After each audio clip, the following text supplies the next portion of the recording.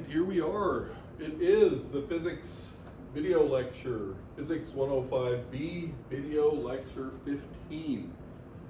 And we're talking about gravitation with extended bodies. This is an amazing subject. We're going to do a pretty technical calculation today. First, I'm going to review a bit of what we're doing here. So we're doing gravity, but extended bodies and not point masses. So let's go ahead and write extended bodies. And the first thing we found was that if you have a spherically symmetric mass distribution, so rho equals rho of r, right, in which case m is equal to integral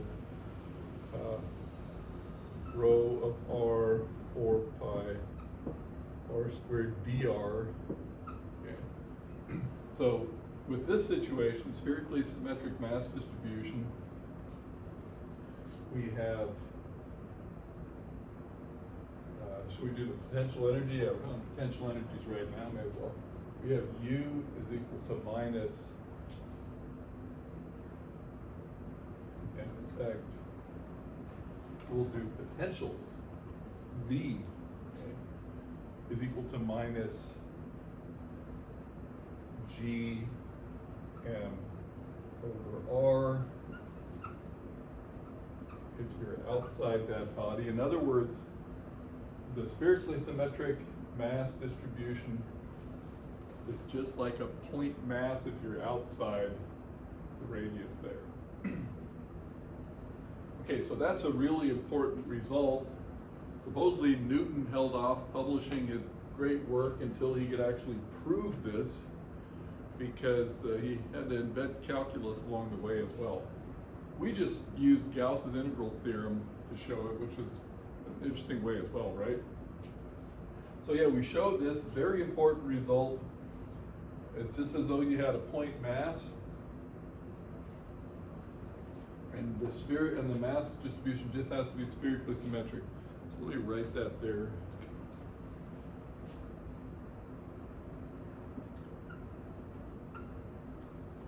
Spherically symmetric mass distribution, and then it acts like a point mass.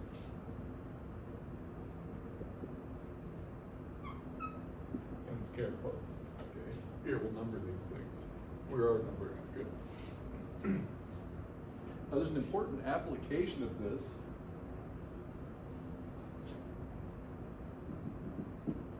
That I just want to bring to our attention. And that is that we can know because of this fact, we can know the mass of the total mass of an astronomical body if we just know its the behavior of the satellites orbiting it. So the way I'm going to talk about this application is here. We have a massive body, mass m, radius r. Say we're standing on it for starters. That's one way we can know the gravitational acceleration. Then I have my weight is equal to this right here, where r is actually the radius of the central body. So the gravitational acceleration, g total mass, radius squared. So if you can measure g, and the total radius, you can measure m. Okay. Therefore, m equals, check it off. So the other way to do this, since you can't go stand on every planet or heavenly body, you can have a satellite orbiting it. You can either send a satellite to orbit it, or you can use the data of the satellites that are orbiting it. So the next example here, or near Earth, near whatever body it is, orbit, then you have mv squared over r. Okay. And let's go ahead and put the capital R in there. So the orbit is close enough, so mv squared over r equal to g m over r squared. These masses cancel, that's the mass of your orbiting satellite. Cancel one of these.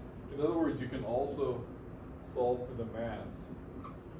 And, you know, if you're not orbiting at that close of a distance, you can still solve for the mass, okay? Kepler's third law. So that tells us that if we have spherically symmetric mass distributions, we can immediately discover, or with some application, we can obtain their masses. Say, masses of celestial objects. How about that?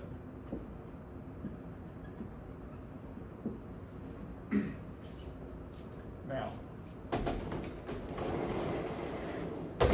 not every celestial object is spherically symmetric. So we can still get their mass by this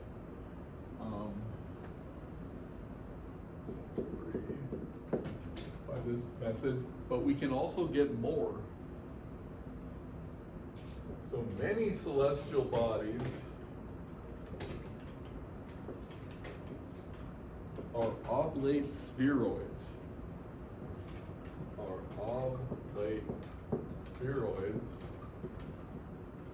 Basically, there's some kind of liquid and they're rotating, and therefore,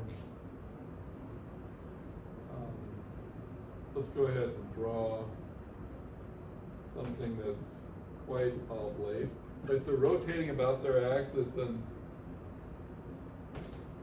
they bulge out at the equator because of that.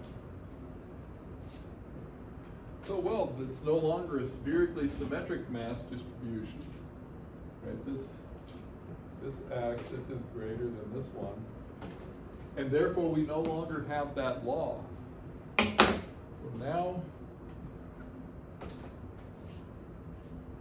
V is going to be minus Gm over R plus, I'm just going to write beta over R cubed plus gamma, and so on. Okay, there could be higher orders. I'm just going to leave it at the R cubed. That's the one we're going to obtain. So now we no longer have a purely 1 over R potential. Okay. And we can still obtain the mass through a circular orbit. That's no problem. But we can get more information now. We can get information about the internal mass distribution because we have more information about this thing here. Right? There's more in this potential. So let's formulate that as, okay, well, we have this different potential.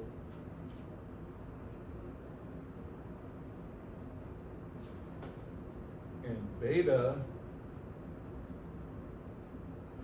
depends on the internal structure.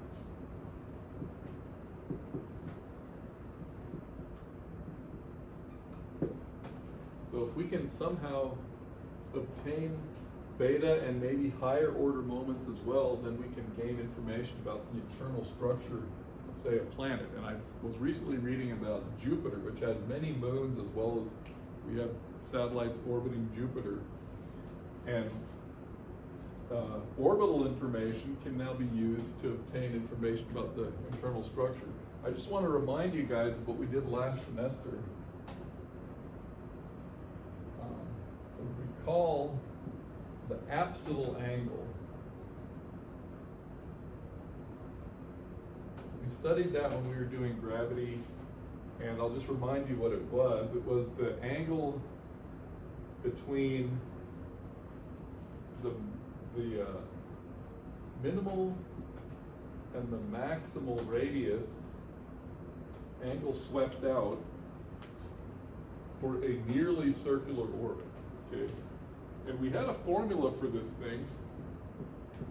If memory serves, root 3 plus u double prime of r naught times r naught divided by u prime of r naught. where U is the potential energy function.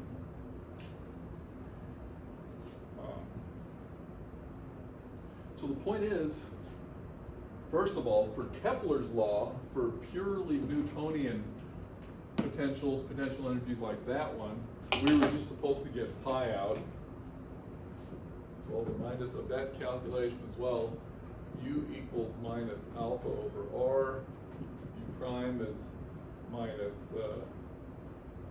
plus alpha over R squared. U double prime is minus 2 alpha over R cubed. So if we go ahead and plug that in here with our example, we get pi root 3 plus, we get a negative 2 alpha R squared, and the U prime we get alpha R squared. So we end up with 3 minus 2, we get the cancellation here, 3 minus 2 is 1, so we end up with pi, okay, which is a closed orbit. But if you don't have exactly this Newtonian law, then the absolute angle will not be exactly pi, and it can be measured very accurately.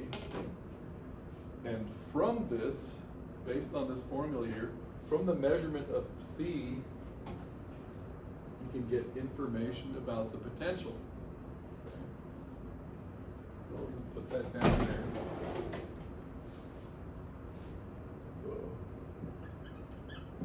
So you send your satellites around the celestial body, and you measure these things very, very carefully at different orbital radii, by the way, and you can get a wealth of information about the potential at different radii. And from that, you can get conclusions about this coefficient, and we're going to learn how to calculate this coefficient as well. So from C, obtain information about U of R, okay. So we're highly motivated to now do this expansion that we're working on, so we learn how to expand these potential energies, potentials. Good, and now I'll remind us of how we're doing these expansions. This here was just to motivate the subject. It's something that's being applied all the time now, and very amazing results are obtained because you can basically look inside the structure of a planet, its density structure. If you know what it's made of, know its size, you know these absolute angles. Okay, so what we were doing was the following. For an extended body, we had the potential is equal to minus G dm over R, or maybe a little more. We could write dm prime R minus R prime magnitude. That's probably a better way to look at it. And this is the potential at position R. Okay, there's a position R there. We're integrating over the R primes. Now the example we just did last time already showed us kind of what's going to happen. We had X and Y. We had a uniform rod, basically only an X, of negligible thickness from minus L over 2 to L over 2. And what we found was U of X was equal to minus G M over X plus something. I'm just going to write A over X cubed. So we're seeing that there was did we see this, or did I assign this as homework? I think I assigned this as homework. What you're going to find was, I went ahead and showed that this extended body, and we were out here at this point, looks in first approximation as a point charge, point mass distribution, and then we're going to find the next term in the series expansion was proportional to 1 over x cubed, and you guys were going to do that. Okay. So that's only for this x direction. We also assigned for the y direction. It'd be a little more tricky, but then suppose you're off anywhere, it's going to become tedious to try to do this, especially for an arbitrary mass distribution. So what we're going to do next is a series expansion that's very general in 3 dimensions and take care of this thing once and for all. And we're just going to take it up to second order, which is perfect. Good. So yeah, this was our example last time. You have this on your homework, and this thing as well. Since I already did this one, this was just the next term in the logarithm expansion and so forth. Okay, that's our plan. So let's make some room here and set this up systematically. We are going to expand this integral here in an interesting Taylor expansion up to second order and see what happens. And what we're going to get out of it is correction terms.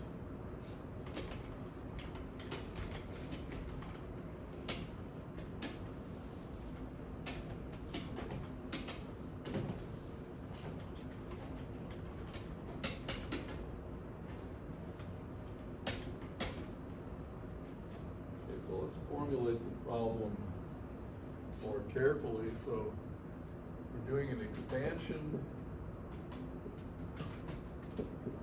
of v of r equals minus g integral dm prime r minus r prime. And we're going to end up with powers of 1 over r and a lot of other interesting stuff. So let's draw a picture.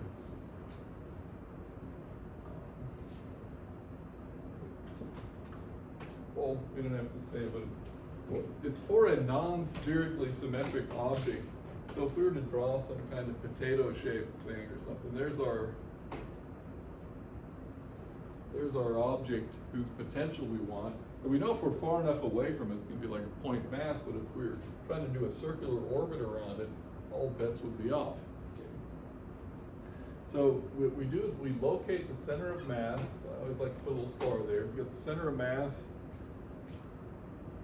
as the origin.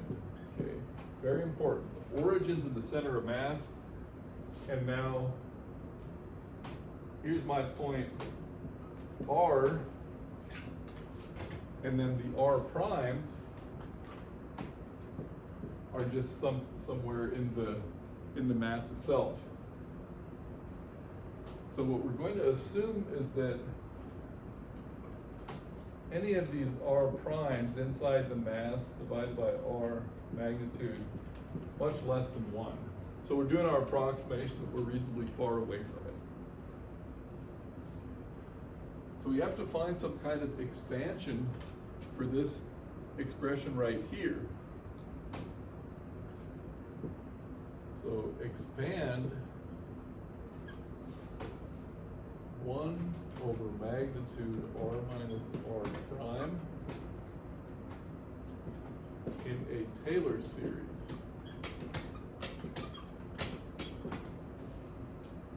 Expand that in a Taylor series in the following way. So we're looking for 1 over R minus R prime is going to be to first order, since R prime is small, it's just going to be 1 over R plus the sum over d xi of 1 over R minus R prime evaluated at R prime equals 0 equals 1 to 3. So this is the first derivative term. And then the small quantity is xi prime. Okay. X, y, z, x1, x2, x3.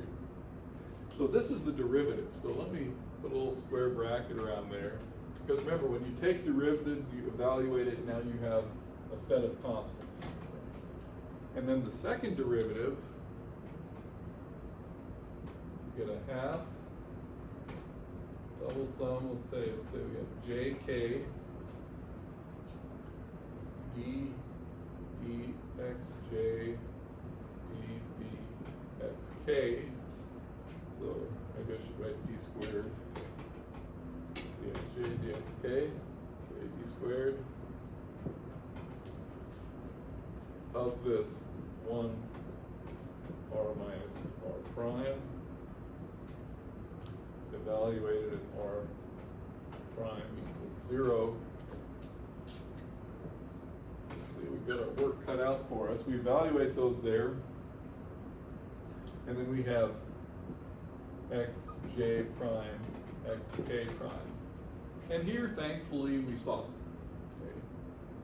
We know that our Taylor series would be a triple sum, etc. So yeah, first derivatives, second derivatives, your small quantities are these r primes, x, y, z prime, compared to the distance that you are away from the object. So that's all set up pretty well. Now we just have to do it.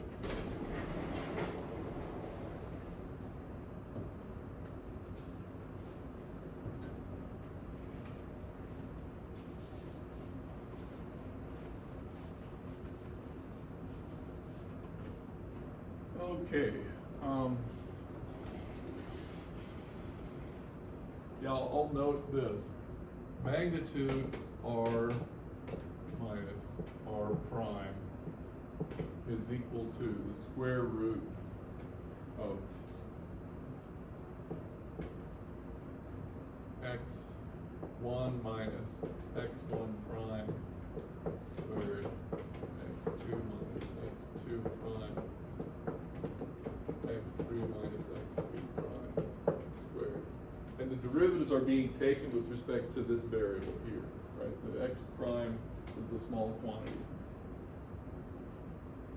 So, the first one, of course, we just get for free, evaluating when r prime is 0. Now we have to take these derivatives. So we have dxi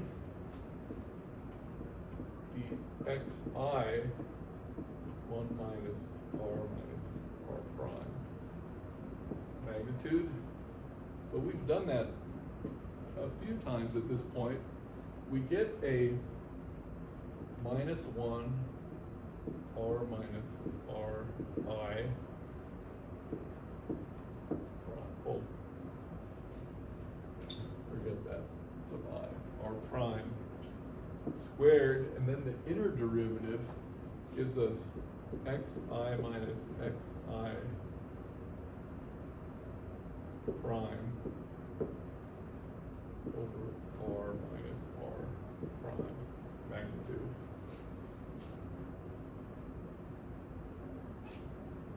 And we can do a couple more steps here. Minus 1 r minus r prime cubed. And then we've got the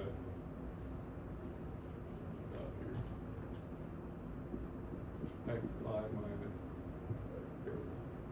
xi prime minus sign. So we have that, and in fact we're going to deal with this thing completely before we move on too far. So when we sum those, or when we evaluate them at x, I'll just write this here, r prime equals 0, r prime equals 0, so everything's still available there. We end up with minus xi over r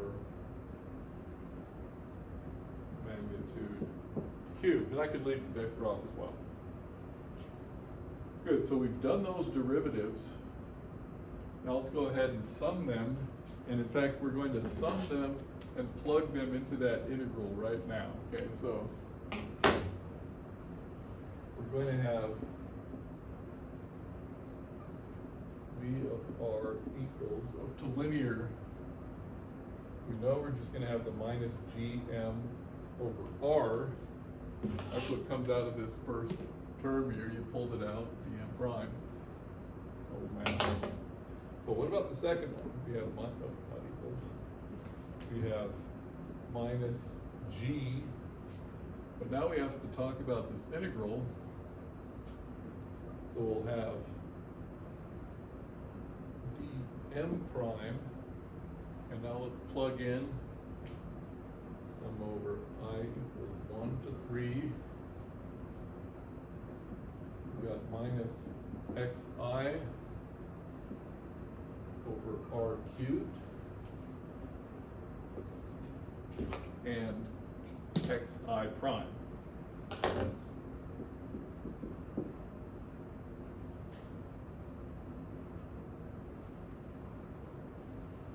Okay, so we want to evaluate this here, and we see the integration is over the prime.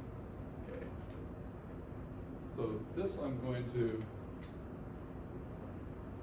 write underneath here. We've got the minus g. So first of all, we can sum, we can interchange integration and summation of those three. Then we have xi over r cubed, we can pull outside the integral, integral dm prime xi prime over the body. I'm just going to write the body. Right, the primes are over the body right there. So now this is a really key point. We chose the center of mass as the origin. Therefore, these integrals, all three of them, equal 0, because what is this integral but the numerator of your center of mass expression? Okay. First moment, so this integral would calculate the center of mass, but we've chosen the center of mass as the origin, so equals 0, comma, because center of mass is the origin.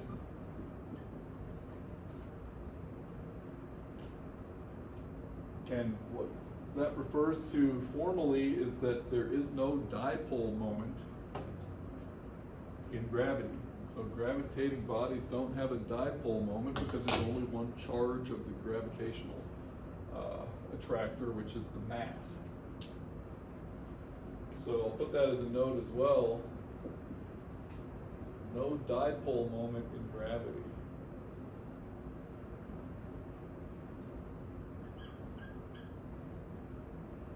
In fact, in GR, when you're talking about gravitational radiation, you can't detect dipole radiation. You have to go up to what we're going to get to next. Okay. So, no dipole gravity, so that's 0. So we've done away with that. Now we have to evaluate this second expression here and do the same thing, plug it in there. This one is 0, and then we'll see what the second term has. Okay, so far so good. You know, I think I'm going to leave that up there and erase this. I can do that here. And in fact, we already did that first derivative, so let's hold on to that expression. I'm going to erase this right here, and we'll do the second derivatives.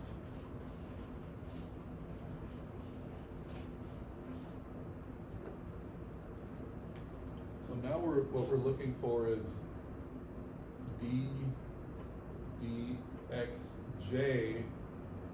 dxi of 1 over r minus r prime magnitude. And so we just have to take the derivative with respect to xj of the one we already have up here. So this is the object we're going to work on without having evaluated it at r prime equals 0 yet. So we're working on this one. Okay, and let's see what happens here.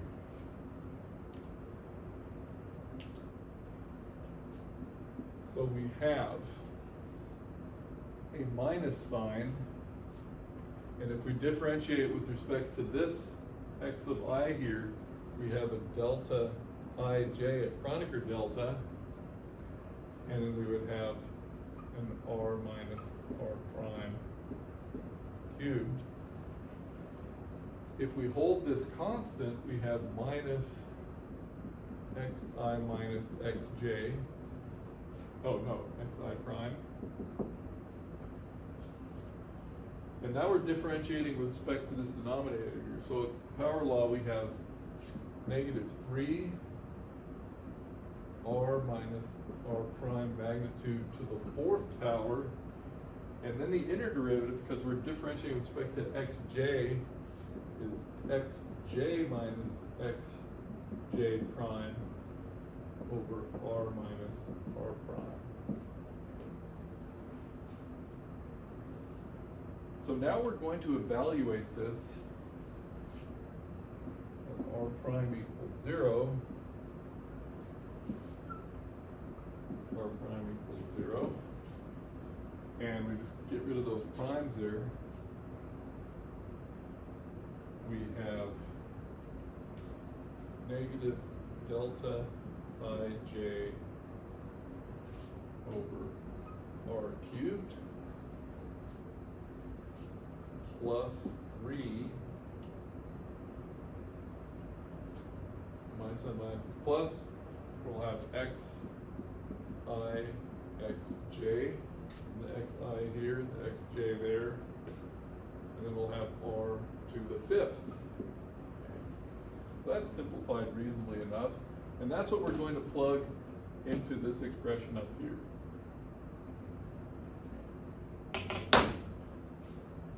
So I want to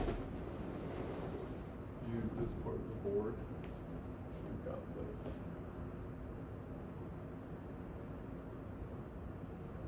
Okay, so now, let's see if we can do this all in one fell swoop. Actually, we cannot do this in one fell swoop.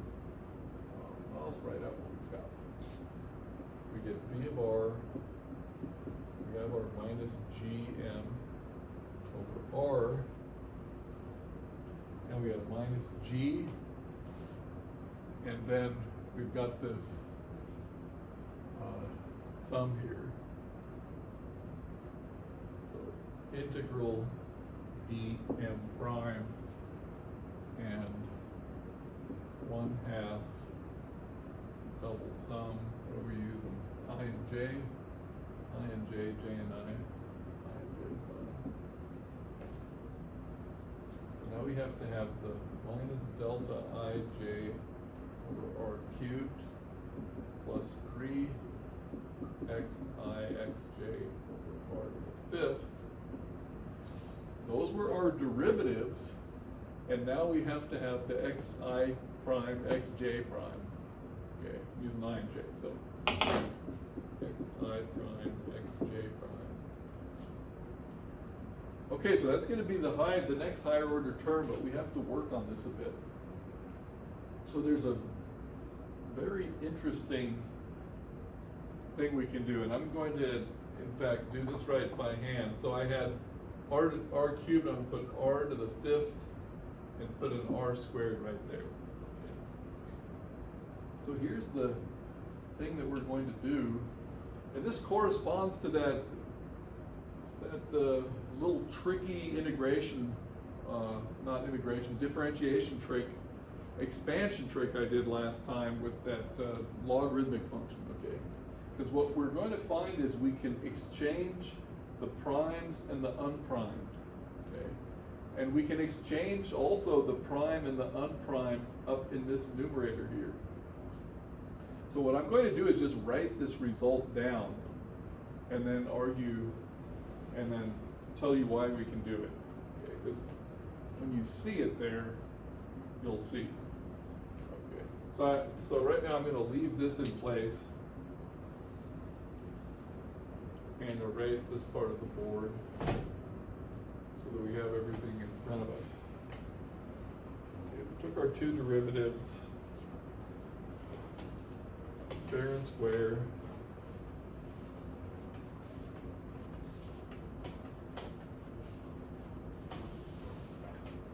So right above here, I'm going to write down what we actually have. So I'll be working uphill as you guys work down your own page. So minus g and r minus g.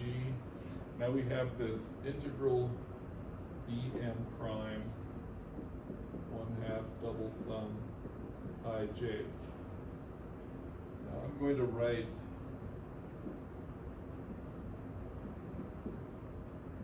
r prime squared over r to the 5th 3xi prime xj prime over r to the 5th close parentheses xi xj. So this little substitution, it's actually trivial on the last one, because since this is a double sum, and I've got xi, xj, xi prime, xj prime, it's just the whole string of those, then I'm still generating all of those terms if I rewrite them this way, okay? Now this one's a little trickier because I have r squared xi prime, okay? But this delta ij means these are just diagonal, okay? So what I have down here is x1 squared plus x2 squared plus x3 squared, right? That's at r squared times, because it's just diagonal, x1 prime squared, x2 prime squared plus x3 prime squared. So those are the terms that are coming out of this part right here in the numerator. And you can see here I have the r prime squared, so it's that times the x squared, which is that. So this switcheroo leaves everything unchanged, but this is the more useful form. So now let's write this again. V of r, once again we have our point mass behavior, and what we're after now is this next step here. By the way, let me make sure I've got the right signs. I don't think I've biffed it on the sign. Let's see right here. Yeah, that's right. Minus, minus. Yeah, we're good. Okay.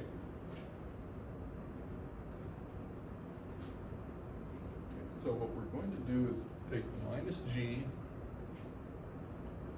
then we're going to have 1/2 double sum. We're going to exchange the integration of these summations here, ij. We will have the integral dm prime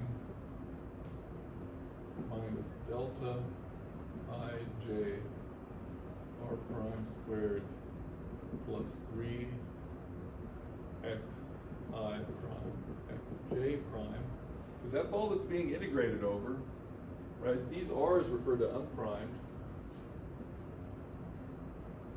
And then outside that, we will have xi xj over r to the 5th. Okay, so this is the final result. I'll put a box around it and we'll discuss it.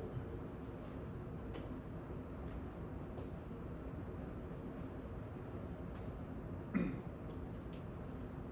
we're not done yet. Let's see how we're doing time-wise.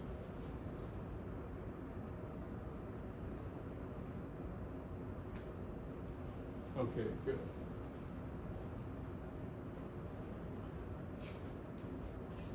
So I have colors here, so I can put a box around here. This blue bracket, what's inside there, these integrals, are a 3x3 matrix, okay, called the Quadrupole Tensor. So what we have here, so we have, minus gm over r, we have minus g here, then we have this 1/2 double sum. We're getting to see these double sums often, right? kind of quadratic form style. Ij equals 1 to 3, Ij equals 1 to 3. Then we have these objects in here. They are constants that are calculated over the body, right? That's why the primes are there. And then you're multiplied. You can see we got that inverse power because we had 1 over r here. This is, essentially r squared over r to the 5th. So this is our 1 over r cubed term. And of course, it can be pretty complicated because this still has the full generality in all 3 dimensions. But yeah, you can see this is your 1 over r cubed term. Okay, so now that I have that up here, I'm going to, I'll send this up and just point at it and make some room right here. Good to have this picture because this is what we did.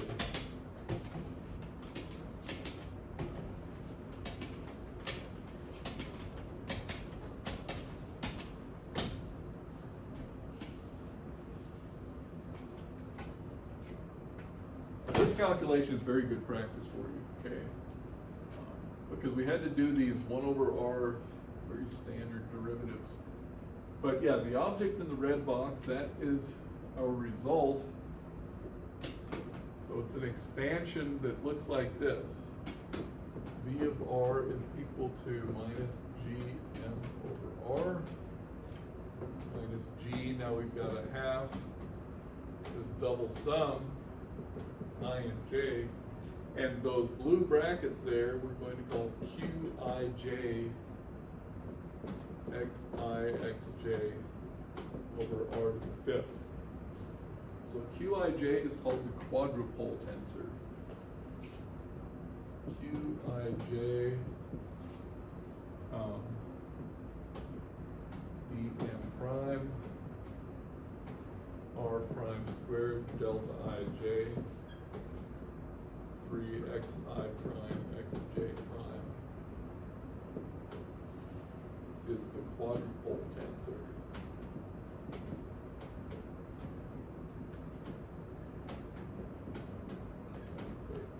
You might think 3 times 3 equals 9 components there. It doesn't seem like so much fun, but we're going to see this simplifies a lot.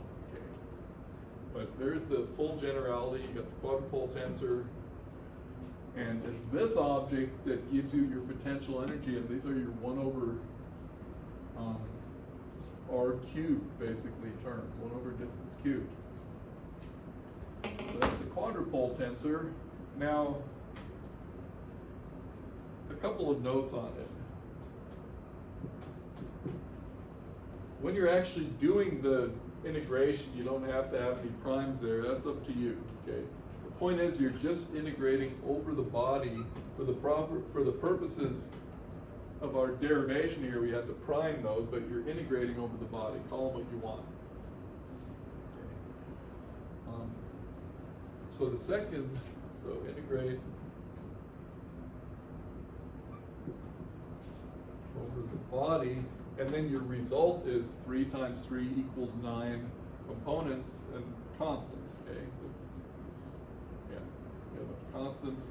The next thing is we have qij is equal to qji. Clearly, by definition, it's a symmetric matrix. So that already cuts down on the number of independent components that you might have to calculate. Furthermore, the trace q11 plus q22 plus q33 is equal to 0. You can see that directly because if you just have q11, you've got minus r prime squared minus 3x1 squared. You do that 3 times, you end up with minus 3r prime squared minus 3x1 prime plus x2 prime plus x3 prime squared. Okay, so this one here, make sure you understand that. It's direct. You can read it off by just plugging in 1, 1, 2, 2, 3, 3, adding them all up, and you'll see that.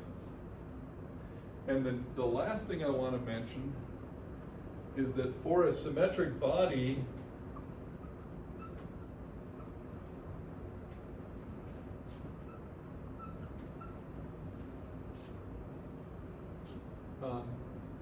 Qij is diagonal.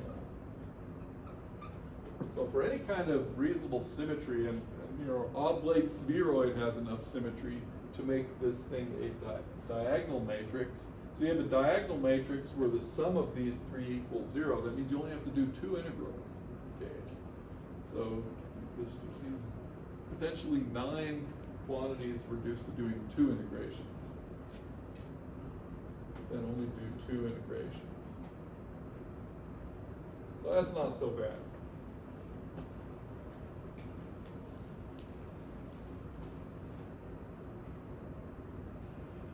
Okay, I'm going to call it good right here. We still have a bunch to do, but we made it through our calculation. So we have this expansion. These terms are going to be very interesting. The first application we do will be for that rod that we have on our homework, and we'll just generate those results very easily.